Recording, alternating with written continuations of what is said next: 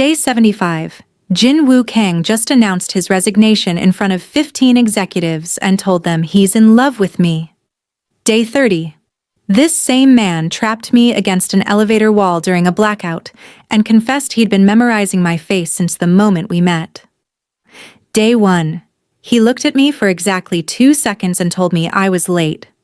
Something happened between day 1 and day 90 that turned the coldest, most disciplined man I'd ever met into someone willing to destroy his entire career. And it started the moment I refused to back down in his corner office. They say Korean workplace culture doesn't forgive office romances, especially between a Black American woman and a male executive. They were right. But they didn't account for what happens when two people decide the rules were never written for love like this. If you love stories where enemies become everything, where forced proximity turns into obsession, and where a single elevator malfunction changes 2 lives forever, hit subscribe right now. Because what I'm about to tell you will make you believe in the kind of love that ruins you in the best possible way. Let me take you back to where this shattered. My hands were shaking when I walked into Hansung Technology's Seoul headquarters. Not from fear. I'd survived every microaggression corporate America could throw at me. No. I was shaking from rage. I'd negotiated million-dollar deals in Atlanta, pitched to rooms full of skeptical white men, survived every microaggression corporate America could throw at a Black woman climbing the ladder. Because 3 days ago, my boss had blackmailed me. Maya, you're going to Seoul for 90 days. You'll be partnered with Jin-woo Kang. And if you want your visa sponsorship renewed, you'll be on that plane. Jin-woo Kang, Chief Strategy Officer, 34 years old. And according to office gossip, completely devoid of human emotion. The elevator to the 42nd floor felt like ascending to an execution. His assistant led me down a corridor of glass-walled offices, people working in total silence, no one laughing, no chatting. It looked like a corporate monastery. Then she opened his door. And I saw him. The photos in his company bio hadn't prepared me. Jin-woo Kang was beautiful in that dangerous, untouchable way. Sharp jawline, perfect bone structure, charcoal suit that probably cost more than my rent. His eyes stayed locked on the tablet in his hands, fingers moving with surgical precision. He didn't look up. 5 seconds. 10. 15. I finally spoke, voice sharp. You know, where I'm from, ignoring someone who just walked into your office is considered rude. His fingers stopped. Slowly. So slowly it felt deliberate. He lifted his gaze. Those eyes scanned my face like he was memorizing evidence. Ms. Chen. His voice was ice. You're late. The meeting started at 8:45. I glanced at my watch. It's 8:47. I'm 2 minutes. Late is late. He stood, at least 6'2", and moved like a predator. In this office, we respect punctuality. I suggest you adjust your American habits accordingly. My jaw tightened. In my office, we respect human decency. I suggest you adjust your robotic habits accordingly. Something flickered in his expression. Not anger. Something colder. He walked around the desk, stopped 3 feet away, and extended his hand. Jin-woo Kang, for the next 90 days you'll report directly to me. We'll work in a private office, just the 2 of us. 12 hours a day, 6 days a week. No exceptions. I took his hand. His grip lasted exactly 2 seconds before he released me like I'd burned him. 12 hours a day? That's non-negotiable. He moved toward the door. Follow me. The private office was a glass box of torture. 1 room, 2 desks facing each other, windows overlooking the city, but no escape. He gestured to the desk across from his. I didn't ask for a partner. I don't need a partner. But the board insisted on American representation, so here you are. Wow. You really know how to make a girl feel special. I'm not here to make you feel anything. I'm here to execute a flawless 90-day rollout. If you can't keep up..." He let the threat hang. I stepped closer, chin up. "I've survived worse than you, Mr. Kang. I've dealt with men who dismissed me because of my skin color, my gender, my age. So if you think your cold shoulder routine is going to break me, you're in for a disappointment." He stared at me for a long moment. Then he did something unexpected. He almost smiled. "With respect, maybe this is too complex for someone unfamiliar with our market." The unspoken part hung in the air. "Someone who looks like you." For 4 days, we barely spoke. Every interaction was clipped, professional, ice cold. But I noticed things, like how he made fresh coffee at 2 p.m. without asking, but left a clean mug next to the machine, like how he adjusted the office temperature 3 times until I stopped shivering, like how he watched me, always watching. On Thursday afternoon, I was presenting a market analysis when one of the junior analysts cut me off mid-sentence. "I'm sorry, Ms. Chen, but I think you're misunderstanding the Korean consumer model. Perhaps Mr. Kang could explain it better?" The screen went silent. I smiled, but my eyes went sharp. "I understand perfectly, Jun-ho. What I'm suggesting is, with respect, maybe this is too complex for someone unfamiliar with our market." Then Jin-woo's voice cut through, low, cold, lethal. "Jun-ho. One word. Ms. Chen has 15 years of market analysis experience across 3 continents. If you interrupt her again, you'll be removed from this project. Are we clear?" Jun-ho's face went white. "Yes, sir. I apologize, Ms. Chen." When the call ended, I turned to Jin-woo. "Thank you. You didn't have to do that." "Yes, I did." He didn't look up from his laptop. Incompetence wastes time. Disrespect wastes more. So that was about efficiency, not defending me? His fingers paused on the keyboard. 3 seconds of absolute stillness. Then he resumed typing. "Take it however you want." But I saw the tension in his shoulders, the slight clench of his jaw. And I realized something dangerous. He's not as cold as he pretends to be. 11:43 p.m. We were the only ones left in the building. My eyes burned from 14 hours of spreadsheets. Jin-woo sat across from me, tie loosened. The most casual I'd ever seen him. "We should call it," I said, closing my laptop. "You can leave." "I'm staying." I stood, poured 2 coffees, 1 black for him, and set his cup on his desk without asking. He stared at it like I'd placed a live grenade in front of him. "I didn't ask for coffee." "I know. Consider it a peace offering." "We're not at war, Ms. Chen." "Really? Because it feels like you've been punishing me for existing since day 1. He leaned back, studying me with those unreadable eyes. "You think I'm punishing you?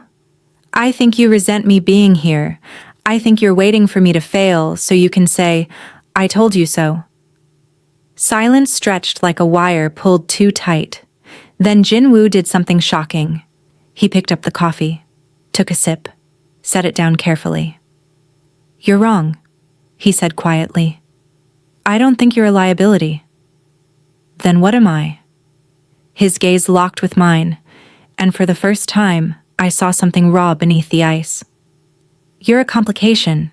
My breath caught. "What does that mean?" He stood, grabbed his jacket and headed for the door. He paused in the doorway, back to me. "It means you should go home, Ms. Chen, before this gets more complicated than it already is." He walked out, leaving me standing there, heart racing. 1:47 a.m. I was half asleep when my phone buzzed. Jin-woo Kang. "Are you awake?" I stared at the screen. "Maya." "I am now. What's wrong?" "Jin-woo." "Nothing. I was reviewing your Consumer Insight report. It's excellent." "Maya." "It's 2 a.m. and you're texting me about a report?" "Jin-woo. I wanted you to know." "Maya." You could have told me tomorrow. Jin-woo. Tomorrow I'll be professional again. Tonight, I'm being honest. My pulse hammered. Maya. What else are you being honest about? 3 minutes passed. No response. Then, Jin-woo. That working with you is the hardest thing I've ever done. Not because you're difficult, because you're not. Maya. I don't understand. Jin-woo. Good. Keep it that way. See you Monday. He went offline. I lay in the dark. Phone clutched to my chest, mind racing. What are you doing to me, Jin-woo Kang? It happened in the copy room. I was printing contracts when Jin-woo walked in. The space was small, barely big enough for 2 people. When he reached past me for paper, his chest brushed my shoulder. We both froze. For 5 seconds, neither of us moved. I could feel the heat of him through his shirt, smell his cologne, feel his breathing go shallow. Excuse me, he said, voice rough. But he didn't move away. I turned my head. His face was inches from mine. Those dark eyes weren't cold anymore. They were burning. Jin-woo, don't. Barely a whisper. Don't say my name like that. Like what? Like you know what it does to me. I was leaving late when the elevator doors opened and Jin-woo stepped inside. We hadn't been alone since the copy room incident. He'd been careful, always keeping distance, always professional. But now we were trapped in an elevator and the building was empty. The doors closed. The elevator descended. Neither of us spoke. Then, between the 38th and 37th floors, the lights flickered, and everything went dark. The elevator lurched to a stop. Emergency lighting kicked in, dim, red, casting shadows across Jin-woo's face. Power outage, he said calmly. Building maintenance says 45 minutes. My heart pounded. 45 minutes? We stood in opposite corners, the space between us charged with everything we'd been avoiding. Can I ask you something? My voice came out steadier than I felt. You're going to anyway. Why have you been so cold to me? Jin-woo was silent for so long I thought he wouldn't answer. Then, my father taught me that emotion is weakness. That attachment makes you vulnerable, that the moment you care about someone, they become a weapon someone else can use against you. His voice was rough, stripped of control. I've lived by those rules my entire life. And then you walked into my office. My breath caught. What are you saying? He turned to face me fully. In the red emergency lighting, he looked almost dangerous. I'm saying that the moment you challenged me on day 1, I knew. I knew you'd be the one person who could make me break every rule I've ever followed. Jin-woo, I've been cold to you because the alternative is this. He took one step closer. The alternative is admitting that I haven't stopped thinking about you, that I memorize every expression you make, that I adjusted the temperature because I noticed you were cold, that I make coffee at 2 p.m. because that's when you look tired. That working 12 hours a day with you is torture because all I want to do is... He stopped himself, jaw clenched, fists tight. My voice shook. Is what? Touch you, taste you, ruin every professional boundary we're supposed to maintain. The air between us ignited. Then why don't you? I whispered. Because company policy forbids relationships. Because if anyone found out, your visa sponsorship would be at risk. Because I can't be the reason you lose everything. And if I told you I don't care? His eyes darkened. Maya. Say my name again. We can't. Say my name. Maya. It came out like a prayer and a curse. I closed the distance, stopping inches away. You've been protecting me this whole time, haven't you? Not from the work. From yourself. Yes. What if I don't want protection? Jin-woo's control finally snapped. He moved so fast I gasped, one hand sliding into my hair, the other gripping my waist, pulling me against him as his mouth found mine. The kiss was desperate, claiming 30 days of restraint detonating into raw need. My hands fisted in his shirt as he backed me against the elevator wall, his body pressing into mine like he was trying to memorize the shape of me. When we finally broke apart, both breathing hard, his forehead rested against mine. "This is a mistake," he whispered. "Probably the best mistake I've ever made." His thumb traced my bottom lip. "We have 60 days left. If we do this, everything changes." "I know. If we get caught, we won't." "Maya, I'm serious. This isn't just attraction. If I have you, I won't be able to let you go." She looked up at him, saw the raw honesty in his eyes, and made her choice. "Then don't." The lights flickered back on. The elevator hummed to life. The doors opened to an empty lobby. Jin-woo pulled back slightly, adjusting his tie, shifting back to that controlled mask. But his eyes stayed on her. "Tomorrow morning, 8 a.m., my office. We need to set ground rules." I smiled, lips still swollen from his kiss. "Ground rules? If we're doing this, we're doing it my way. Carefully, secretly, no risks."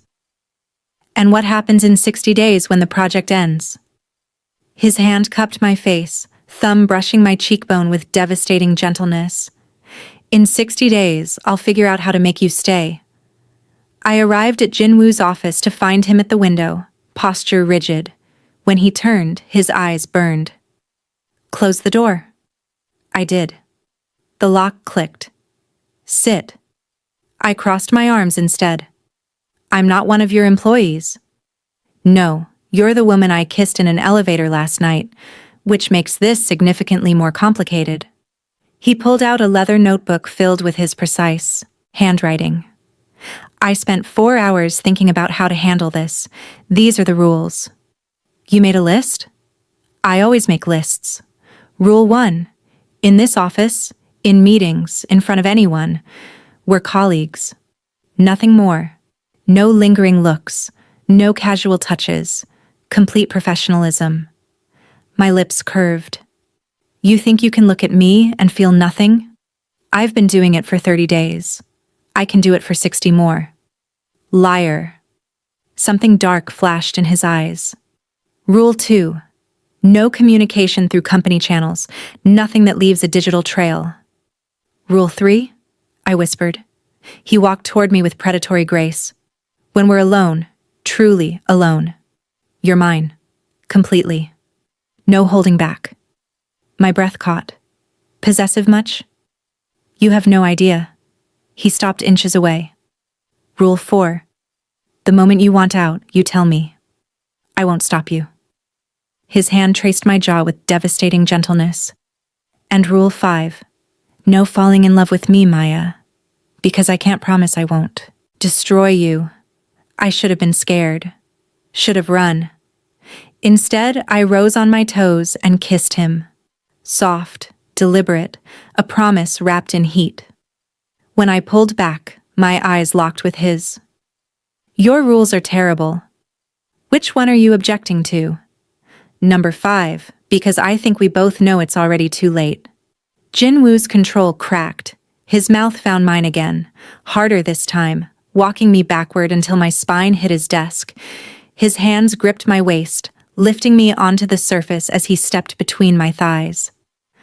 A knock on the door made us both freeze. "Mr. Kang, the board members are early." Jin-woo stepped back, expression shifting to perfect professionalism in half a second. He straightened his tie, grabbed his tablet. "Fix your lipstick, Ms. Chen. We have work to do." We were in a client presentation when it almost happened. I was explaining market strategies when Jin-woo's hand, resting on the conference table, shifted. Just enough that his pinky brushed mine. 2 seconds. But across the table, Director Kim narrowed her eyes, gaze flicking between us with sudden interest. I pulled my hand back smoothly, continued speaking. Jin-woo's expression didn't change, but after the meeting, alone in the elevator, my heart was still racing. She noticed. She suspected, Jin-woo corrected. There's a difference. What if she tells someone? She won't. She has no proof. He glanced at the elevator camera, then stepped closer, voice dropping. And even if she did, I'd make sure you were protected first. That's not the point. If rumors start, then we'll deal with them. Together. His hand found mine for just a moment, squeezed once, then let go. Trust me, Maya. I do. That's what scares me. 2 a.m. Jin-woo's name on my screen. Hello? I can't sleep. His voice was rough, tired. I keep thinking about you. I smiled in the darkness. We spent 14 hours together today. Not sick of me yet? I don't think I'll ever be sick of you. That's the problem. Why is that a problem? Silence. Then. Because in 42 days, your visa issue will be resolved. The project will end. And you'll have every reason to go back to Atlanta. My chest tightened. We haven't talked about that. Because I'm terrified of what you'll say. Jin-woo, I need you to know something. He took a breath. If you leave, I won't stop you. I won't beg. But I will spend the rest of my life wondering what we could have been. I sat up in bed, heart pounding. What if I don't want to leave? Seoul isn't easy for someone like you. The culture, the language, the racism? I finished quietly. I know. But you know what's harder? Being somewhere I belong professionally, but not emotionally. At least here. I have you. You have me in Atlanta too. He stopped himself. You'd what? Another long pause. Then, so quietly, I almost missed it. I'd follow you. If you asked. My breath caught. You'd leave. Seoul? Your company? Your entire life?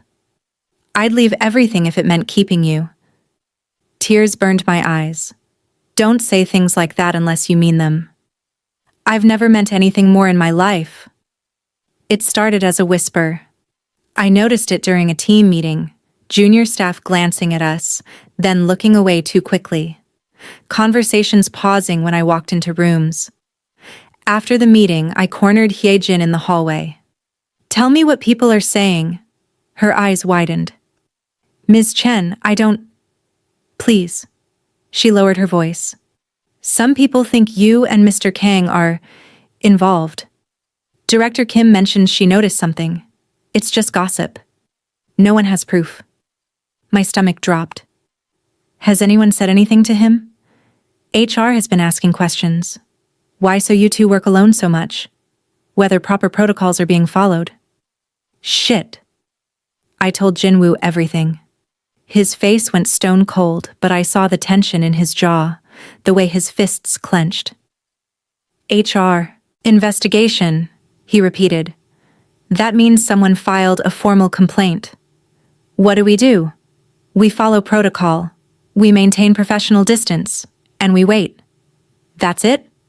Jin-woo walked to the window, stared out at the city. When he spoke, his voice was raw. The alternative is you lose your visa sponsorship. Your career takes a hit you might never recover from. I won't let that happen. What about your career? He turned, and the look in his eyes made my heart stop. Nothing about loving you has been fair, Maya. But I'd do it again. Every single time. The word hung in the air. Loving you. Jin-woo. I know. I broke Rule 5. He crossed to me, cupped my face in his hands. I fell in love with you somewhere between day 1 and day 30.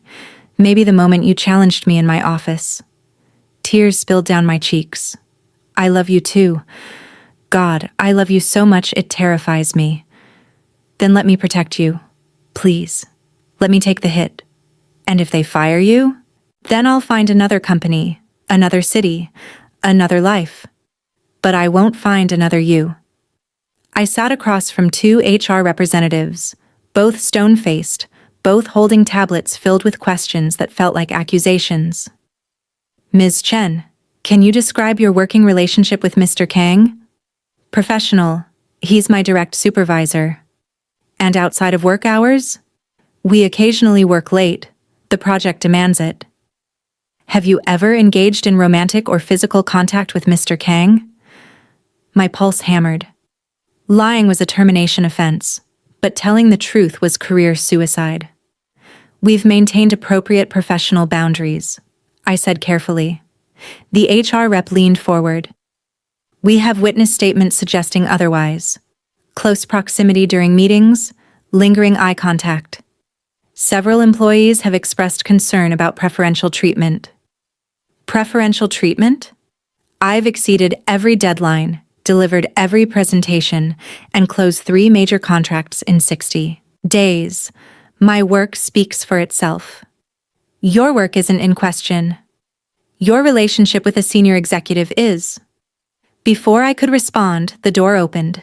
Jin-woo walked in, flanked by a lawyer and the COO. This meeting is over, Jin-woo said, voice cutting like ice. Ms. Chen will not be answering any more questions without legal representation, and any allegations will be investigated by an independent third party, not internal HR with a clear conflict of interest. The HR rep stood. Mr. Kang, this is highly irregular. So is conducting an interrogation based on gossip and speculation. He placed a folder on the table. I've documented every deliverable Ms. Chen has completed over 62 days. Her performance is exemplary. If you have evidence of misconduct, present it. If you don't, this investigation ends now. Silence. The lead HR rep glanced at her colleague. We'll review the documentation and follow up. You do that. Jin-woo held the door open. Ms. Chen, you're free to go. I found Jin-woo on the rooftop garden, a hidden space 42 floors up.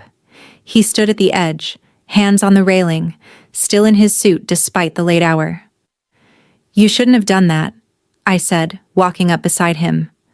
I should have done it sooner. They're going to investigate you now. Let them. He turned to face me, and in the moonlight he looked exhausted. I'm tired, Maya. Tired of hiding.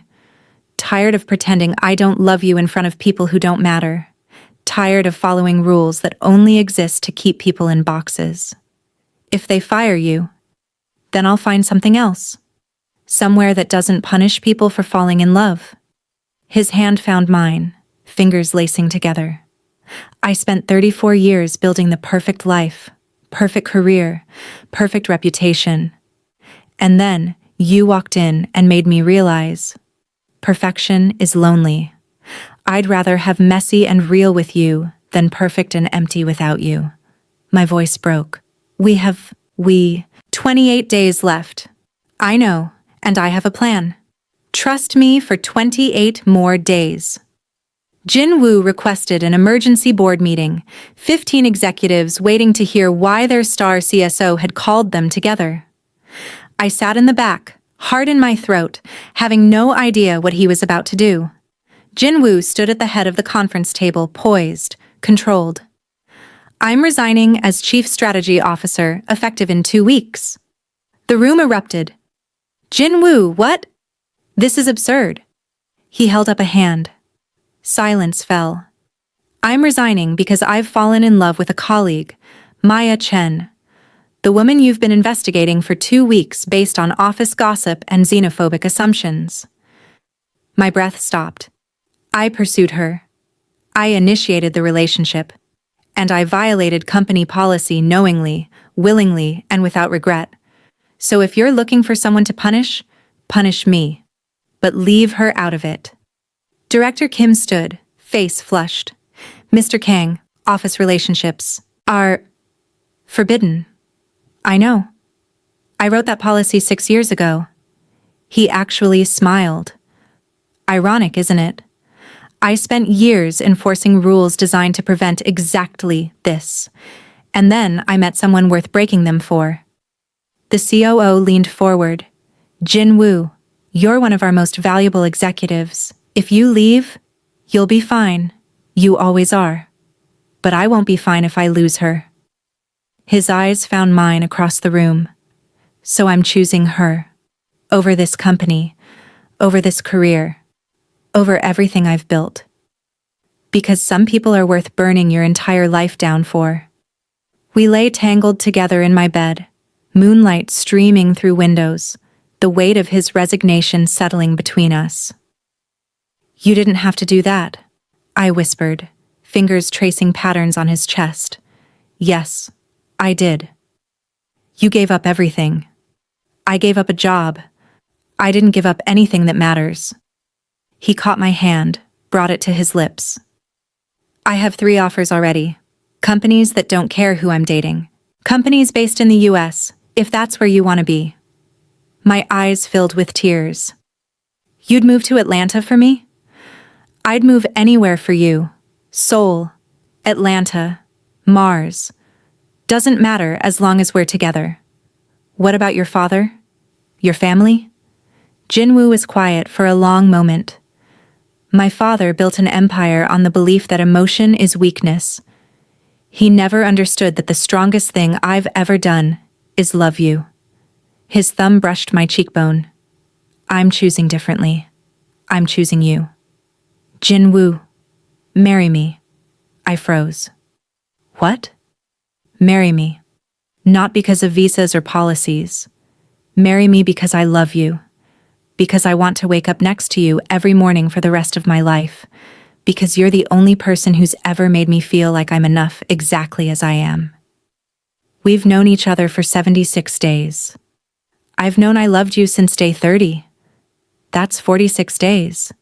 Some people date for years and never feel what I feel for you. He shifted, pulling me, fully on top of him, hands framing my face. Maya Chen, will you marry me? I should have said it was too fast, too risky, too insane. Instead, I kissed him, deep, claiming, perfect, and whispered against his lips, yes. The private office felt different on day 90. All the files transferred, all presentations delivered, all contracts signed. The Asia-Pacific expansion was complete, successful beyond every metric. And Jin-woo was officially no longer an employee of Hansung Technologies. I stood at the window when Jin-woo walked in carrying 2 coffees and a small velvet box. Thought you might need this. He handed me the coffee, then opened the box. Inside was a ring. Deep blue sapphire surrounded by tiny stones that caught the light like stars.